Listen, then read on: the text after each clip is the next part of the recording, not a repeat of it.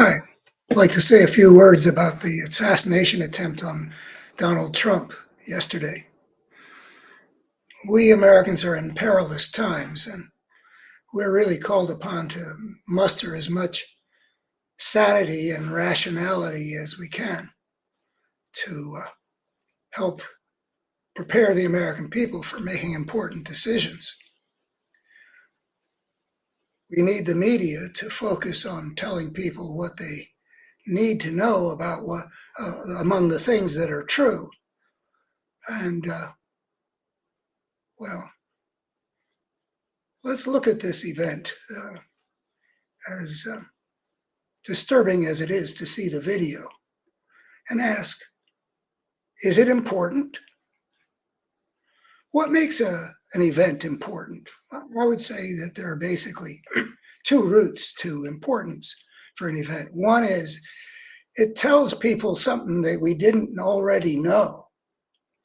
That happens frequently. Hitler invades Poland, Putin invades Ukraine. These are events that change our understanding of the situation in the world.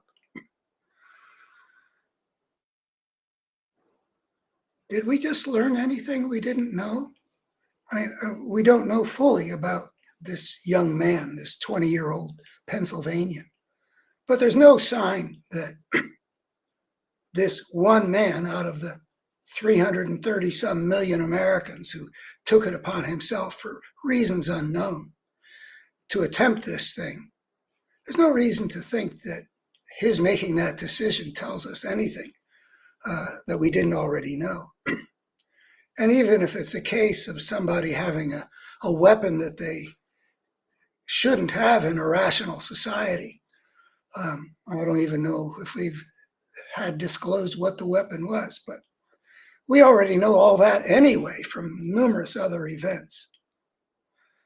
So we don't know anything we didn't know before. The second thing is, does it change the situation? I don't see how it changes the situation. If the attempt had been successful, that would have been one more in a long line of political assassinations in this planet that had major repercussions. The assassination of Abraham Lincoln and just days after the end of the Civil War had, I think, huge repercussions. His replacement by the rather unsavory Andrew Johnson, I think was an enormously consequential thing. I believe that if Abraham Lincoln had been able to serve his second term, we would have had a much better chance of healing the nation's wounds and of holding on to the important consequences embodied in the three post-Civil War amendments that had been achieved by this terrible historical nightmare. But Lincoln got removed from the scene. And he was replaced by so much lesser of a figure that it was really consequential. That was important. When the Archduke Ferdinand was assassinated in Sarajevo, I don't know how quickly the repercussions of that became obvious, but I think pretty quickly.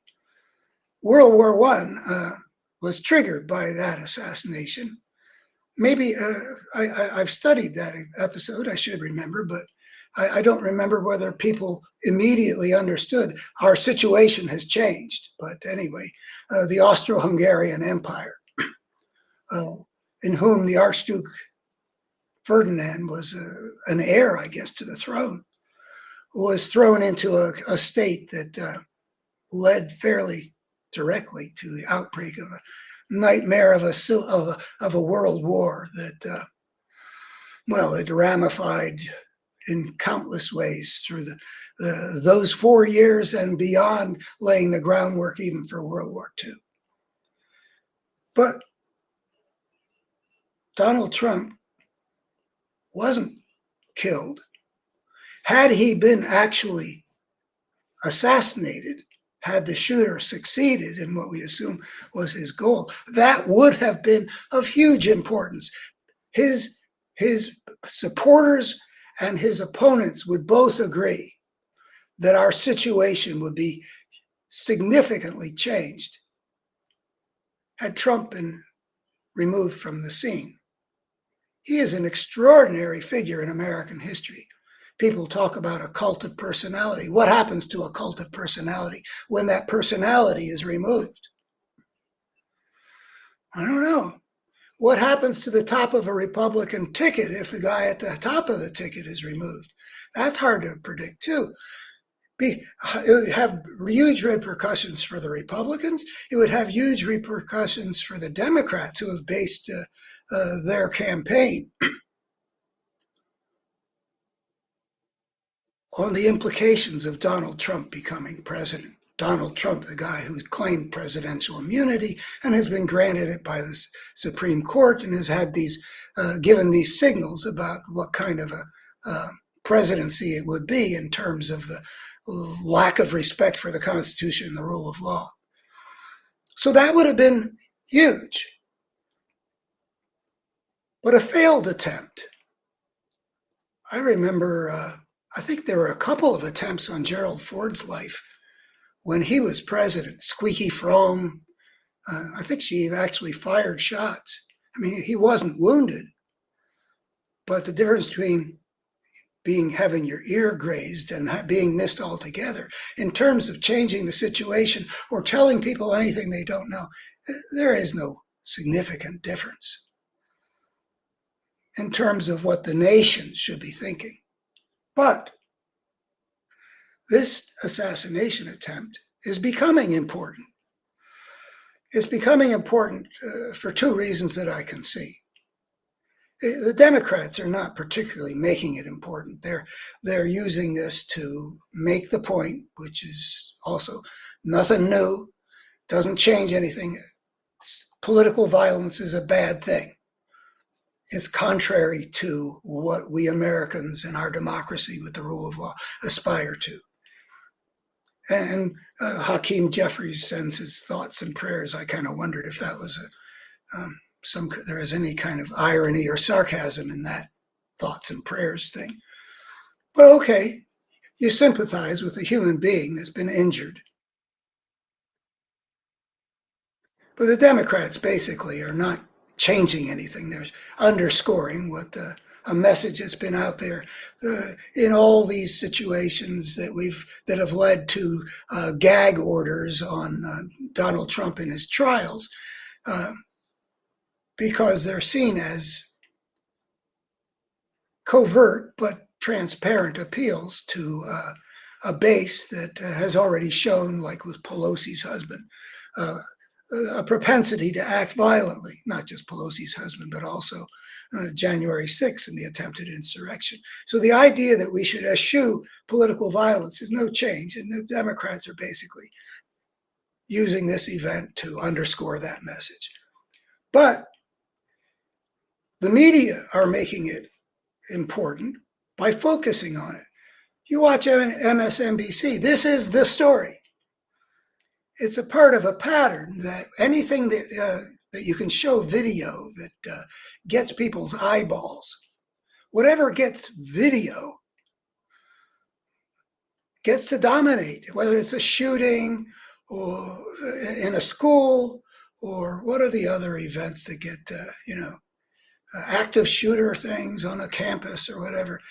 They go for hours and hours on this thing because it gets video, and they are a video medium.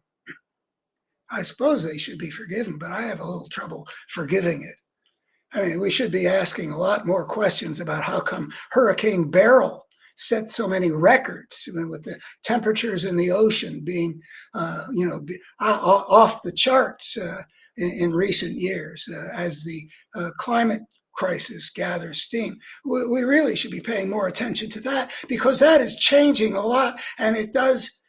Hurricane Beryl does confirm something that we should be spending a lot more time looking at.